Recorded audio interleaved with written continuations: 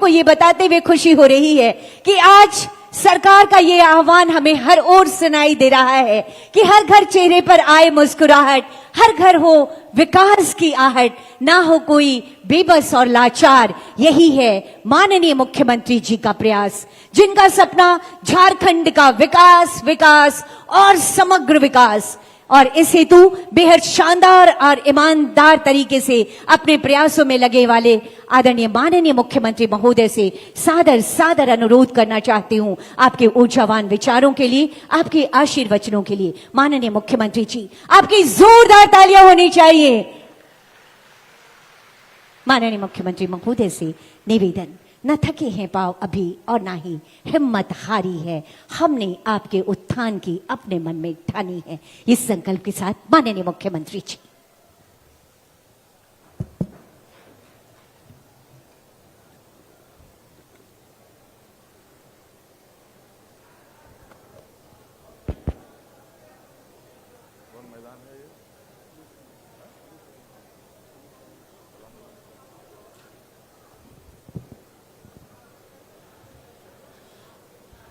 आज यहां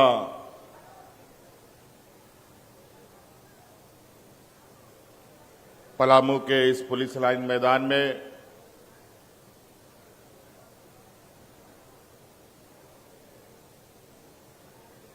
आपकी योजना, आपकी सरकार, आपके द्वार के इस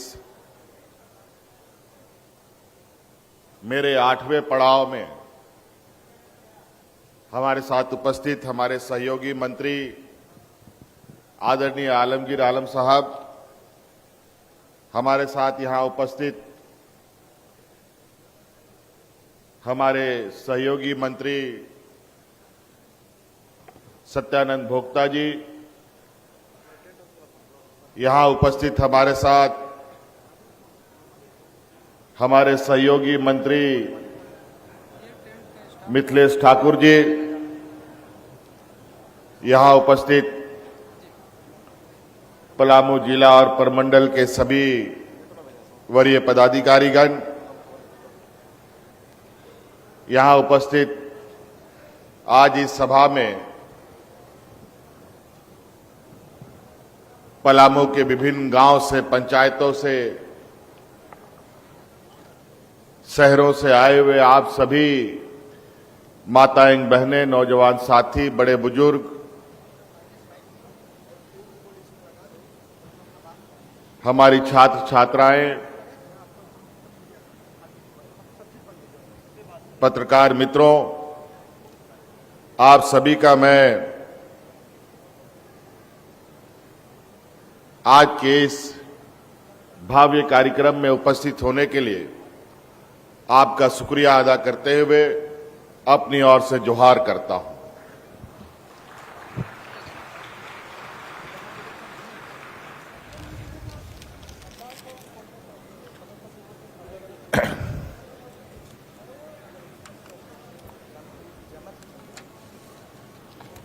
मैं कई राज्यों से होते, कई जिलों से होते हुए आज आपके पलामू प्रमंडल में आया हूं। ये मेरा 8वां कार्यक्रम है और सरकार का ये योजना विगत 14-15 दिनों से चल रहा है। बीच में त्योहारें थी और त्योहार खत्म होने के बाद पुनः ये कार्यक्रम विभिन्न पंचायतों, गांवों में सभी पदाधिकारी मिलकर शिविरों को लगा रहे हैं और शिविर में जो मुझे जानकारी मिल रही है, हमारे पास इस बार इस कार्यक्रम का हम लोगों ने हर दिन, हर घड़ी का गतिविधियों को जानने का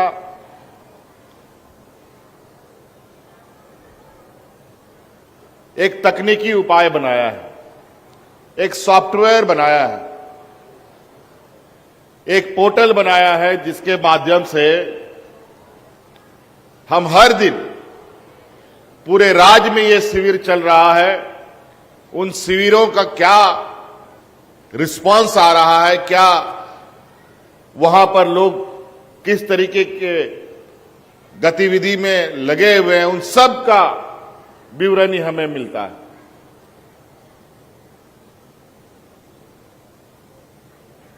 और मैं जहां जा रहा हूं उन सभी जगह एक उत्साह का माहौल हमें देखने को मिल रहा है। हर जगह लोगों के चेहरे पर एक खुशी दिखाई दे रही है।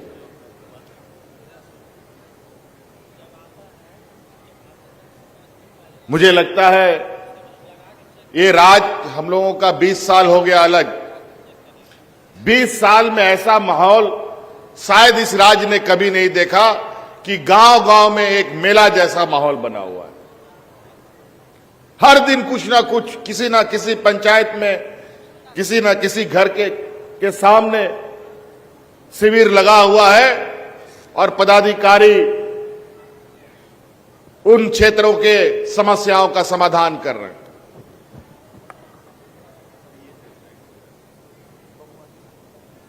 पहले जहां न सरकार की योजना जाती थी, न पदाधिकारी वहां जाते थे, आज उन सुदूर ग्रामीण क्षेत्रों में पदाधिकारी भी जा रहे हैं। चाहे वो मोटरसाइकिल से जाए, चाहे वो ट्रैक्टर से जाए, चाहे वो साइकिल से जाए, चाहे वो गाड़ी से जाए,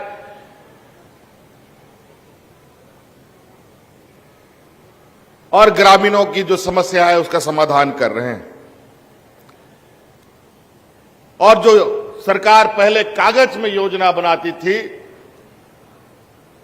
उन योजनाओं का गठरी बांध बांध करके ये लोग गांव-गांव में घूम रहे हैं और लोगों तक पहुंचाने का काम कर रहे हैं। हमारा झारखंड का जो लोग है इतना सीधा सरल और गरीब है बेचारा। पहले तो ये ब्लॉक का चक्कर काटते काटते थक जाता था। दलाल और पदाधिकारी का जो गठजोड़ बना हुआ था, वो ऐसा गठजोड़ बना हुआ था कि गरीबों का कोई सुनवाई नहीं होता था।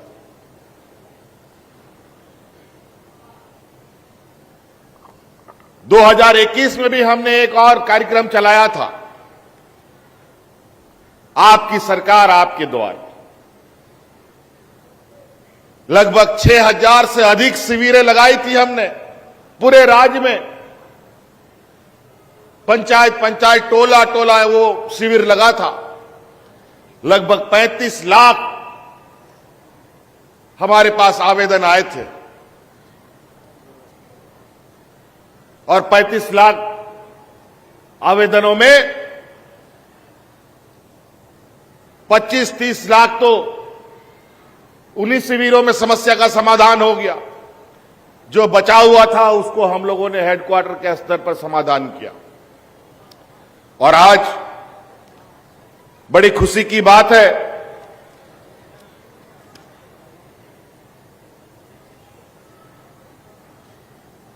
कि अभी 14-15 दिन ये कार्यक्रम चला है, अभी 8-10 दिन और चलेगा। 1 महीने का ये हम लोगों ने कार्यक्रम चलाने का निर्णय लिया है। लेकिन 1 महीने के बाद ऐसा नहीं है कि ये योजनाएं बंद हो जाएंगी। 1 महीने के बाद भी ये योजनाएं चलती रहेंगी। लेकिन ये विशेष तौर पर हम लोगों ने ये अभियान चलाया है और आपको सुनकर आश्चर्य होगा, इतने दिनों में अभी तक हमको 25 लाख आवेदन हमारे पास आ चुका है। 25 लाख, और 25 लाख में लगभग 19 लाख आवेदन उन्हीं शिविरों में उनका समाधान कर दिया गया है।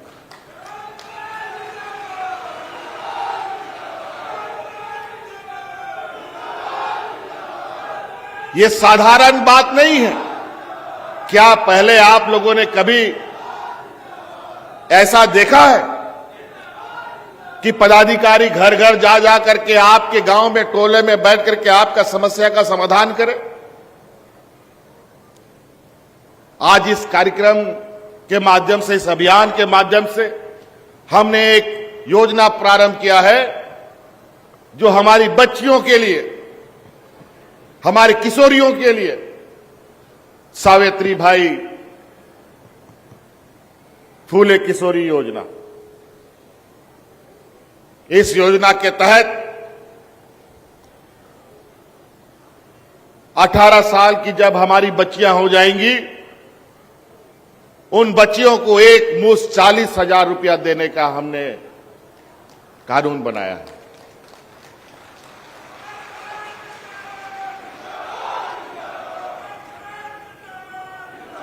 और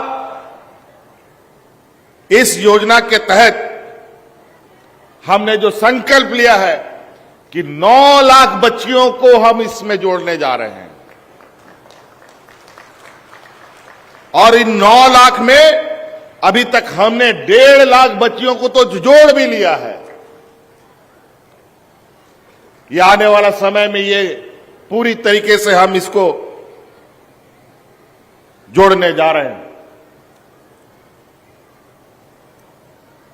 आज हमारे आने वाली पीढ़ी के लिए बेहतर शिक्षा कैसे हो और पीढ़ी दर पीढ़ी हमारी कैसे सुरक्षित रहे, पढ़ा लिखा हो, इसकी पूरी खाका हमने बना रखी है। योजनाबद्ध तरीके से हम आगे बढ़ रहे हैं। सरकार बनते ही हम लोगों ने कई चुनौतियों का सामना किया। सरकार बना, कोरोना आ गया, 2 साल घर में ताला बंद करके हम लोगों को रहना पड़ा। गाड़ी मोटर, हाट बाजार सब बंद हो गया। उस समय तो हम लोग अपना मजदूरों को कंधा में ढो ढो कर लाने का काम कर रहे थे, और जैसे ही कोरोना से बाहर आने का प्रयास हो रहा है, यह सुखाड़ हमारे सर पे नाचना प्रारंभ कर दिया। और ऐसी आपदा गरीबों के लिए, किसानों के लिए बहुत मुसीबत का होता है। और पलामू परमंडल तो ऐसे ही सुखाड़ हमेशा झेलता रहता है। आज इस राज्य में पूरी तरीके से सुखाड़ की स्थिति है, और इसको लेकर हमने ये निर्णय भी लिया है। इस राज्य में हम 22 जिलों में 226 प्रखंडों को हम लोग सुखाड़ घोषित कर चुके हैं, जहां पर लगभग 31 लाख किसानों को अग्रिम राहत के रूप में 3,000 रुपया देने का हम लोगों ने निर्णय किया है। और अभी यह शिविर खत्म होगा, और इस शिविर खत्म होने के बाद फिर से शिविर लगेगा उन 31 किसानों को चिन्हित करने का, और आप सब लोग उसमें हिस्सा लेने का काम कीजिएगा, ताकि हम इस सुखाड़ में आपको राहत दिला पाएं। कई ऐसी चीजें हैं, और मैं अपील करना चाहूंगा आप सब लोगों से, यहां जितने गांव देहात से आए हैं, पंचायतों से आए हैं, मोहल्ले से आए हैं, वार्डों से आए हैं, आज सब जगह एमपी है, एमएलए है, विधायक है, मंत्री है, मुखिया है, जिला परिषद है, वार्ड परिषद है, दुनिया भर का हम लोगों का जनप्रतिनिधि लोग है। सबके घर में घुसिए और बोलिए कि हम लोगों को शिविर में जो योजनाएं बट रही है उसका लाभ हमें दिलाओ, और उन लोगों को लेके जाओ वहां पर।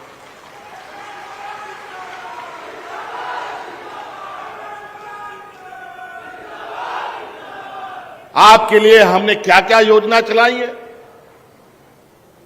आपको ये दुनिया भर के यहां पर जो हम लोगों की ये लगे हुए स्टॉल लगे हुए, इसमें आप लोगों को पता चलेगा कि हम लोगों ने कितने योजनाएं चलाई हैं। और मुख्य रूप से हम अपनी ग्रामीण अर्थव्यवस्था को कैसे अपने पैरों पर खड़ा करें, वो हमारी पहली प्राथमिकता है।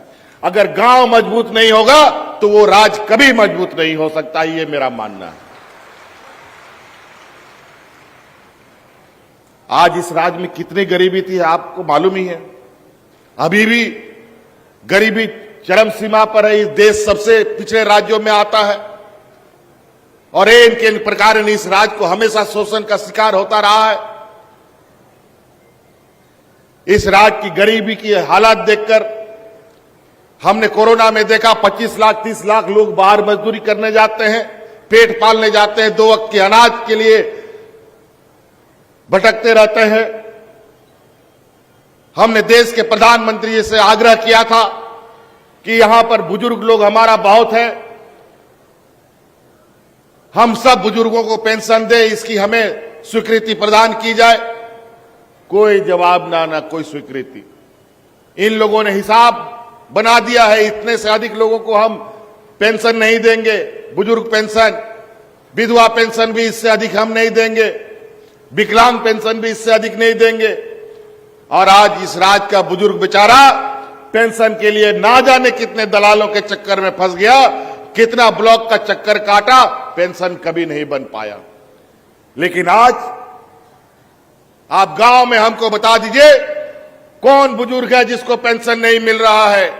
जो बुजुर्ग को पेंशन नहीं मिल रहा है वो 60 साल का हो जाए, वो ब्लॉक के पदाधिकारी के पास पहुंचे, अगर उसका पेंशन कार्ड नहीं बनेगा तो वो पदाधिकारी वहीं सस्पेंड हो जाएगा।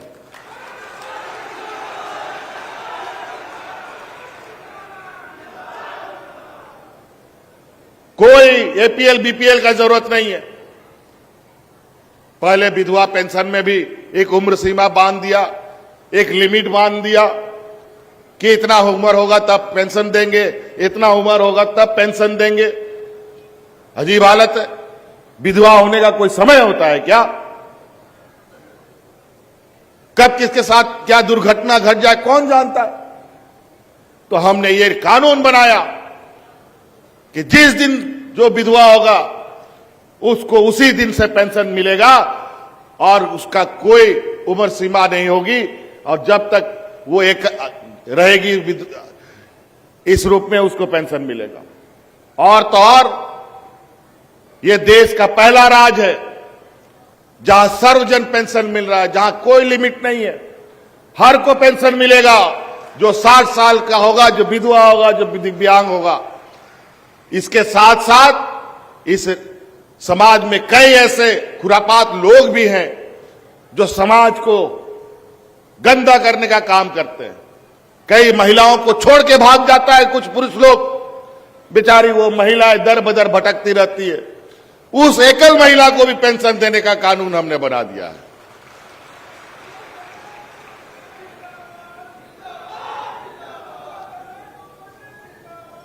तो कई बूढ़े बुजुर्गों के लिए, बेचारे जो अकेले हैं उनके लिए ये सारी योजना हम लोगों ने मुख्यमंत्री रोजगार सृजन योजना प्रारंभ किया है। नौजवान अपना भविष्य संवारने के लिए उस योजनाओं का लाभ ले सकते हैं, और उस योजना के तहत आप कुछ भी काम कर सकते हैं। सरकार आपको न्यूनतम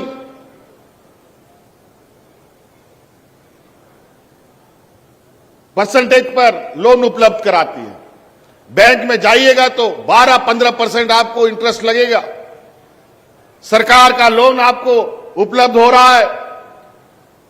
50,000 से 25 लाख रुपए तक का लोन आपको देने का सरकार ने कानून बनाया, जिसके तहत आप कुछ भी काम कर सकते हैं। होटल चलाइए, रेस्टोरेंट चलाइए, नाई दुकान चलाइए, बढ़ई दुकान चलाइए, कारपेंटर बनिए, लोहार बनिए, मिस्त्री बनिए, मोबाइल का दुकान चलाइए, जूता का दुकान चलाइए, चप्पल का दुकान चलाइए, साड़ी का दुकान चलाइए, राशन दुकान चलाओ, टेंट हाउस चलाओ, जो काम करना है उसके लिए सरकार आपको सहयोग कर रही है। जहां आप लोन के लिए दर बदर भटकते थे, बैंक कभी जमीन का कागज, तो इसका कागज उसका कागज खोजता है और लोन नहीं देता है। आप सरकार के पास आइए, जो आपको काम करने का इच्छा है उसका पूरा आर्थिक सहायता सरकार देने के लिए कटिबद्ध है। हम लोगों ने पशुधन योजना चलाया है, और पशुधन योजना के तहत गाय, बकरी, मुर्गी, सुअर, बतख, सभी जानवर को बांटने का काम किया जा रहा है। जानवर तो जानवर को आप कहां रखिएगा वो भी सेट साथ साथ में आपको मिल रहा है, उसका भी चिंता आपको नहीं करना है। आज हमारे राज्य में जो हमारी बच्चे जो पैदा हो रहे हैं वो कुपोषित बच्चे पैदा हो रहे हैं, कमजोर बच्चा पैदा हो रहा है। आज इस राज्य में महिलाएं खून की कमी की शिकार होती है। वो क्यों है मालूम है? वो इसलिए है कि हम लोगों ने अपने पूर्वजों का जो व्यवस्था है उसको ध्वस्त किया, उसको खत्म किया है। आज से 25-30 साल पीछे जाके देखें तो गांव में कितना जानवर हुआ करता था। गाय, भैंस, बकरी, मुर्गी भरा रहता था, लेकिन आज वो जानवर सब खत्म हो गया। उस समय घर घर में दूध होता था, मीट, मुर्गा, अंडा रहता था, परिवार भी स्वस्थ और बच्चा भी स्वस्थ पैदा होता था। अब खाने के लिए कुछ है ही नहीं है। सरकार का राशन के भरोसे जीवन चलता है, तो कमजोरे बच्चा पैदा होगा, कमजोरे परिवार होगा। तो इसीलिए अपनी पुरानी व्यवस्था को मजबूत कीजिए। यही गरीबों के लिए एटीएम कार्ड है, यही हम लोगों का बैंक बैलेंस है। इन जानवरों को रखिए, जितना जानवर रखिएगा इतना फले फूलिएगा आप सब लोग। हम लोग का बूढ़ा बुजुर्ग आज से 40 साल पहले यहां पर कुपोषित बच्चा पैदा नहीं होता था। उस समय महिलाएं खून की कमी का शिकार नहीं होती थी। हमारे बूढ़े बुजुर्ग दादी नानी लोगों को देखिए, आज भी बेचारी काम करते हुए कहीं कोई 80 साल हो गया, कोई 90 साल का हो गया, लेकिन खाट नहीं पकड़ा है। क्यों? वो इसलिए कि उस समय का जो उन लोग के अंदर ताकत था वही ताकत उसको जिंदा रखा है। और आज दुनिया भर का बीमारी से लोग ग्रसित हो रहा है। इसीलिए आप इन चीजों को गंभीरता से लेने की आवश्यकता है। कई ऐसी चीजें जो 20 वर्षों में जो हमने महसूस किया, अलग राज्य में जो हमारे विरोधियों ने सरकार चलाया, भाजपा के लोगों ने, इन लोगों ने 20 वर्षों में करा किया। लाठी डंडा चलाने में इन लोगों ने 20 साल गंवाए। इस राज्य को आगे बढ़ने के बजाय पीछे गर्त में ढकेल दिया। ना जाने कितने जख्मे दिए इस राज्य के लोगों को। हमारे जो पारा शिक्षक है, देखिए, पारा शिक्षक 12 महीना में 11 महीना सड़क पर रहता था बेचारा। तो हमारे बच्चों का पढ़ाई क्या, उनका भविष्य क्या होगा, आप अंदाजा लगा सकते हैं। और आज वही सरकार है फिर से जो इस झारखंड में जो आपने बनाया है, आज 12 महीना में 11 महीना वो शिक्षक स्कूल में रहता है।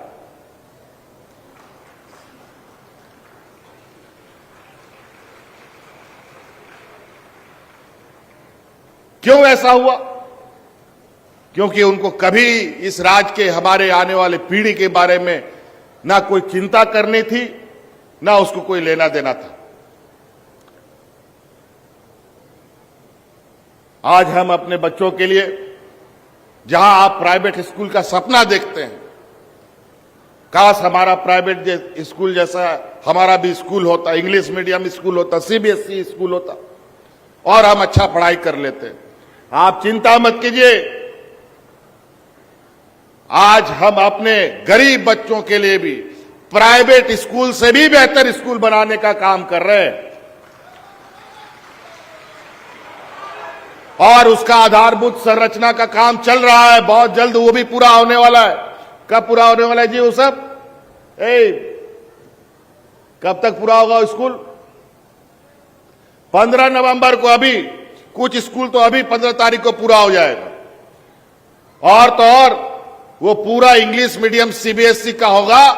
और जो उसमें शिक्षक लोग रहेंगे, जो प्रिंसिपल रहेगा, जो टीचर रहेंगे, उन सभी टीचरों का ट्रेनिंग अभी हम लोग आईआईएम में करा रहे हैं।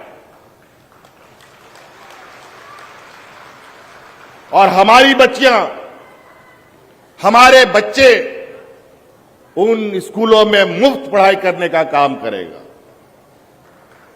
आपको फिर प्राइवेट स्कूलों का मुंह देखने का जरूरत नहीं है, जहां बड़ा बड़ा फीस लगता है। जब तक हम नींव मजबूत नहीं रखेंगे तो पेड़ कभी मजबूत नहीं खड़ा हो सकता। तो हमारे बच्चे बच्चियां हम लोगों का जड़, हम लोगों का नींव है। हमें उनको हर हाल में मजबूत रखना होगा ताकि आने वाला पीढ़ी मजबूती से इस राज्य का नेतृत्व करे, आगे अपना इस राज्य को आगे ले जाने का काम करे। आज सभी इस राज्य में छात्रावास जितने भी हम लोगों के बने, जहां कल्याण विभाग से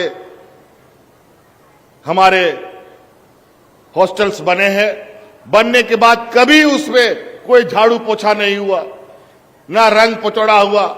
और आज देखिए कल्याण विभाग के हॉस्टलों को 5 स्टार होटल जैसे चक-चक करना प्रारंभ कर दिया है, क्योंकि यहां के गरीब, आदिवासी, दलित, पिछड़ा बच्चा तो उन्हीं जगह पर जाके बेचारा पढ़ेगा। कहां बड़ा बड़ा पैसा देकर के पढ़ सकता है? नहीं पढ़ सकता,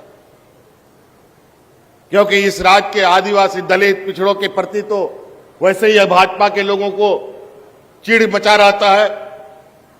उनको हे दृष्टि से देखने का इनका हमेशा से सोच रहा है। यहां पलामू में भी हम लोगों ने एक घटना सुना था।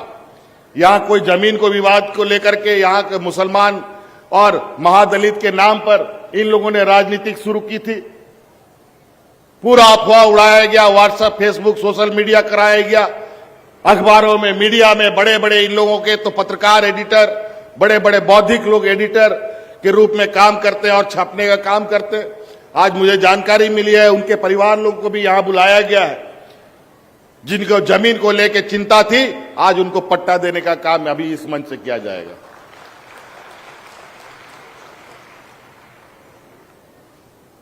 तो कई ऐसी चीजें हैं। आज फूलो जानो आशीर्वाद योजना, बिरसा हरित ग्राम योजना, नीलांबर पीतांबर योजना, कई ऐसी योजनाएं चल रही हैं। आगे हम सभी एक एक करके योजनाओं का नाम बताएं तो शायद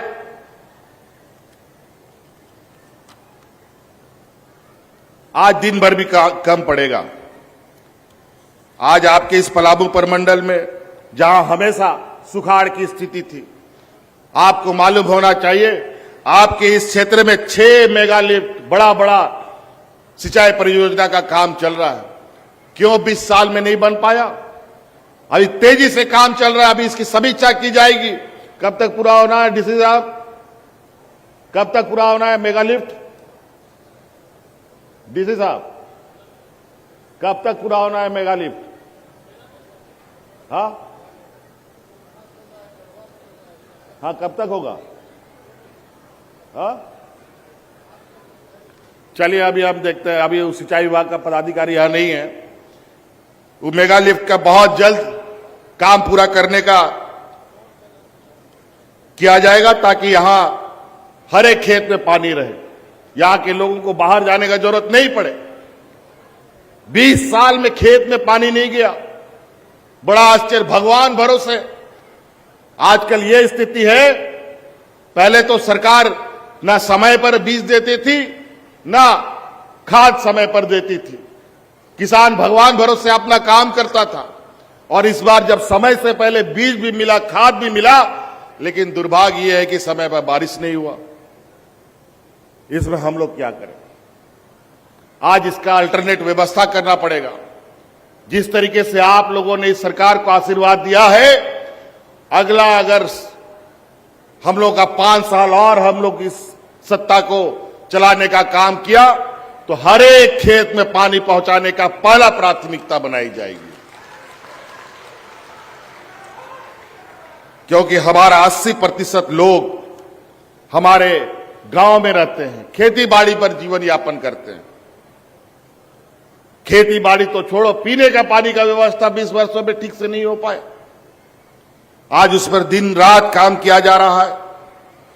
अभी किसानों के बीच में करोड़ों रुपया बांटकर लाखों किसानों को हम लोगों ने जोड़ा, आर्थिक रूप से उनको मदद भी किया जा रहा है। कई ऐसी चीजें हैं। आज गरीबों के बीच धोती, साड़ी, पेंशन, राशन, अनेकों चीज, सखी मंडलों के बीच करोड़ों रुपए की सहायता आप लोग को उपलब्ध कराया जा रहा है। आज इन कामों को देखकर, ऐसे शिविरों को देखकर, इस तरीके से गांव के लोगों का उत्साह देखकर हमारे जो विरोधी पार्टी लोग हैं इनका बुखार चढ़ गया है और एन केन पर कारण लगे हैं इस सरकार को हिलाने डुलाने में, सरकार को गिराने में, सरकार को इधर से उधर डराने में, धमकाने में। राजनीतिक रूप से नहीं सक रहे हैं तो संवैधानिक संस्थाओं का दुरुपयोग कर रहे हैं। कभी ईडी के माध्यम से, कभी सीबीआई के माध्यम से, कभी इनकम टैक्स के माध्यम से। बड़ा विचित्र बात है।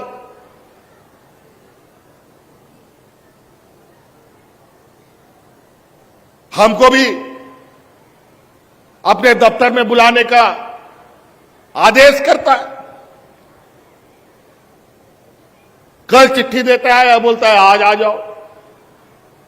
क्या हम लोग संवैधानिक पदों पर नहीं बैठे? क्या चोर उचक्के हम लोग दिखते हैं क्या इनको?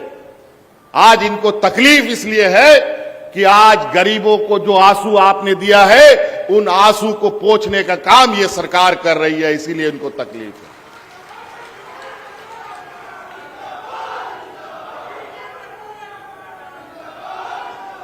आज इन लोगों ने जो 20 वर्षों तक बूढ़े बुजुर्गों को ब्लॉक का चक्कर कटवाया है, उनके दुखों को हम लोग खुशियों में बदल रहे हैं, इसका तकलीफ है। आज नौजवानों को चाहे रोजगार, चाहे नौकरी, अनेकों चीजों से हम संवार रहे हैं। आज देखिए बच्चियां यहां पर आई है, आज इन बच्चियों का भविष्य सुरक्षित करने में सरकार लगी है। आपको सुनकर आश्चर्य होगा कि हमारे इस बार जेपीएससी में जो हम लोगों ने बच्चों को नियुक्ति दिया, लगभग 250 बच्चे इसमें बीडीओ, सीओ, कलेक्टर बनकर के तैनात हैं अलग अलग जगहों पर। और उसमें से 30-35 बच्चे ऐसे बच्चे थे, बच्चियां थी, कोई आंगनबाड़ी सेविका, सहायिका की बच्ची, कोई किसान का बच्चा,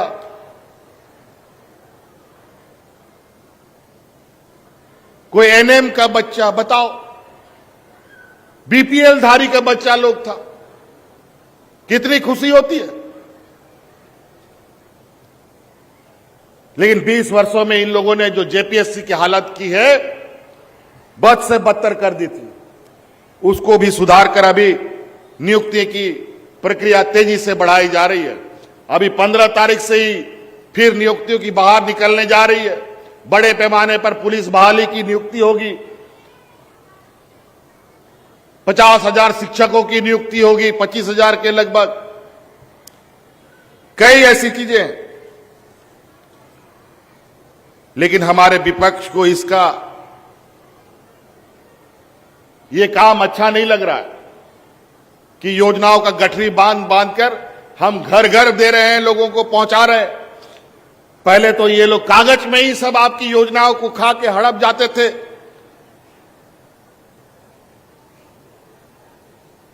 योजना मिलेगा कहां से? गरीब को राहत मिलेगी कहां से? आज भी कार्रवाई चल रहा है। आज भी हमारे कई सत्ताधारी विधायकों के यहां छापा पड़ रहा है। और मजेदार बात है, वो छापा भी पड़ रहा है और छापा में जाने वाला जो आईटी पदाधिकारी है, जो भी जांच पदाधिकारी लोग हैं, वो भारतीय जनता पार्टी का गाड़ी में जा करके छापा मार रहा है। कमाल का बात है। क्या बात है। इतना काला करके ये घूम रहे हैं अपना मुंह और संवैधानिक संस्थाओं का चोला पहन करके देश का जनादेश, राज का जनादेश को ये लोग ठेंगा दिखाने का काम करता है। इसलिए गांठ बांध लीजिए इस लोकतंत्र में। इस देश के जनता के पास बहुत बड़ा ताकत होता है। वो चुनाव का ताकत होता है, वोट का ताकत होता है। ऐसे सामंती सोच वालों को पहचान के रखिए, जो आपके अधिकारों को लूट लूट कर अपना घर भरने का काम करता है। इनके व्यापारी मित्र लाखों करोड़ों रुपया लेकर के विदेश भाग जाता है। बेचारा यहां किसान का अनाज खराब हो जाता है, बेचारा जो लोन नहीं चुकता कर पाया उसको जेल में भेजने का काम करता है।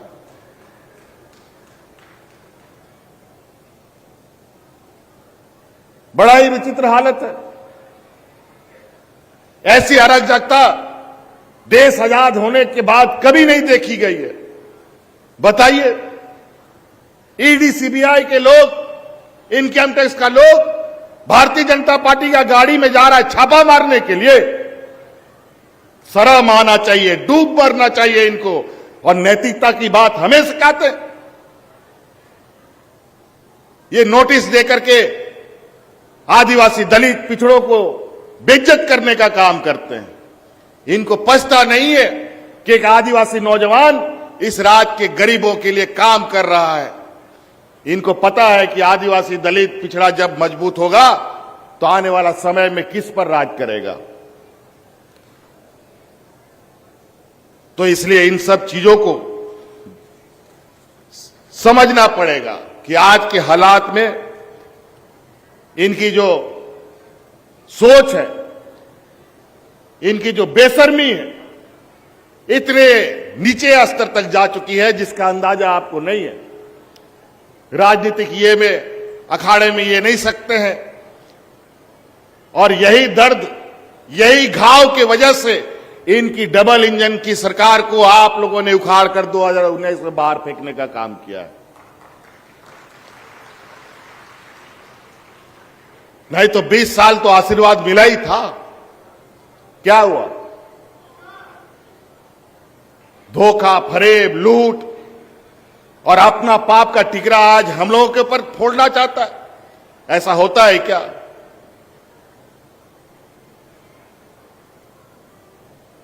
सच्चाई, ईमानदारी को आप जरूर थोड़ी देर के लिए उसको डराने का, धमकाने का प्रयास हो सकता है, उसको आप परास्त नहीं कर सकते। और अभी हम लोग मजबूती से आपका भी जवाब देने के लिए तैयार है। और वो लोग तैयार जवाब देगा जिनके चेहरे पे आज मुस्कान है। आज चाहे सरकारी पदाधिकारी हो, चाहे पुरानी पेंशन हो, चाहे बुजुर्ग पेंशन हो, चाहे पारा शिक्षक हो, आंगनबाड़ी हो, सभी लोगों को। तो इसलिए साथी, हम इन सभी लोगों का जो खुरापाती सोच है, जो षड्यंत्रकारी सोच है, ये लुटेरे हैं, ये आपके जेब से कैसे पैसे लूट लेंगे आपको पता भी नहीं चलेगा। आज महंगाई आसमान छू गया। महंगाई बेलगाम घोड़े की तरह आगे बढ़ रहा है। ये किसी से छुपा है क्या? ये लोग ऐसे बेईमान लोग हैं, नमक भी 100 रुपया 150 रुपया किलो बेचवा देता है। बाकी चीजें, तेल पानी तो छोड़िए, हर चीज, पढ़ाई महंगा, कपड़ा, जूता, चप्पल, किताब, कॉपी, कलम, राशन सब महंगा हो गया। साग सब्जी सब महंगा।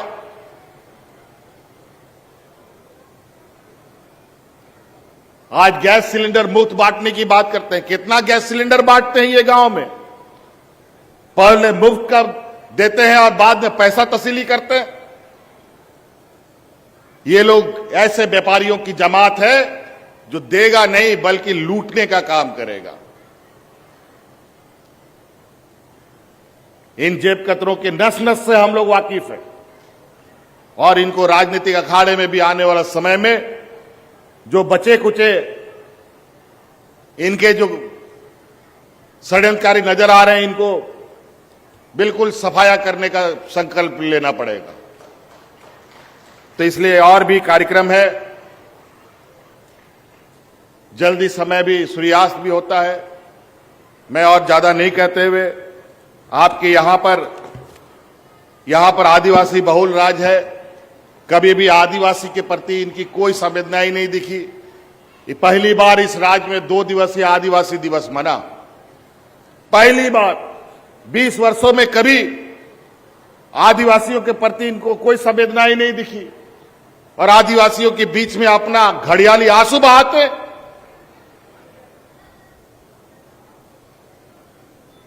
आज इस पलामू प्रमंडल में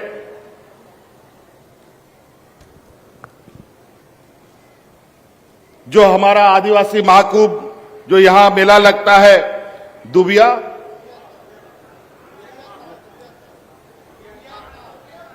दुबिया घाट मेला लगता है शायद, यहां पर उसको भी सरकार ने राजकीय मेला घोषित कर दिया है। अब और भी इसका भव्यता बढ़ेगा।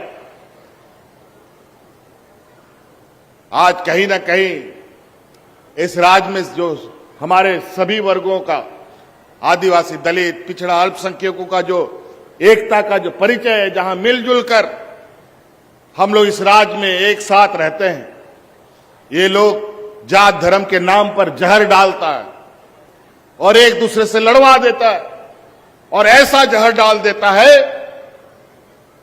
कि आपको पता चला कि अपने आप से घृणा होने लगती है। बड़ा ही विचित्र है। इन लोगों ने समाज को अस्त व्यस्त कर दिया। जहां देखो वही जात धर्म के नाम पर और इनका भ्रष्टाचार का जो आलम है। अभी आप लोगों ने देखा गुजरात मॉडल का हाल क्या हुआ। गुजरात में एक पुल ऐसा टूटा जो अभी तो 100-150 लोगों की मरने की बात है, जो रिकॉर्ड कह रहा है। मुझे नहीं लगता कि 200-300 लोगों से अधिक कम मरा होगा। और नैतिकता सिखा रहे हैं दूसरे राज्य के मंत्रियों को, मुख्यमंत्रियों को इस्तीफा दे देना चाहिए। उनके मंत्री को इस्तीफा देना चाहिए। ये नैतिक नहीं बताते। जहां 150 लोग मारे जाते हैं और उनको पता है कि वो पुल कमजोर है, उसके बावजूद लोगों को उसमें चढ़ा देता है। और सारे भारतीय जनता पार्टी का लोग उसका टेंडर, मेंटेनेंस, सारा काम वही लोग करता है। टिकट काटने से लेकर वही लोग करता है। जहां 50 लोगों का चढ़ने का क्षमता है, 500 लोगों को चढ़ा दिया और मरवा दिया पानी में।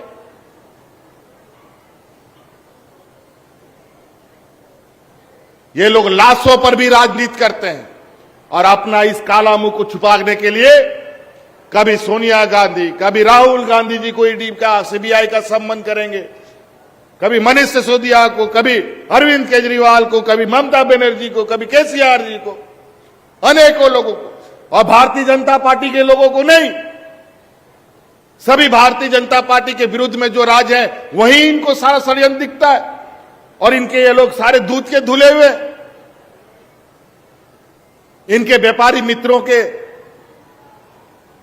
जो पानी जहाज का जो तट होता है, वहां पर लाखों रुपया, अरबों रुपया का चरस, गांजा, अफीम निकलता है। कोई सीबीआई ईडी नहीं जाता।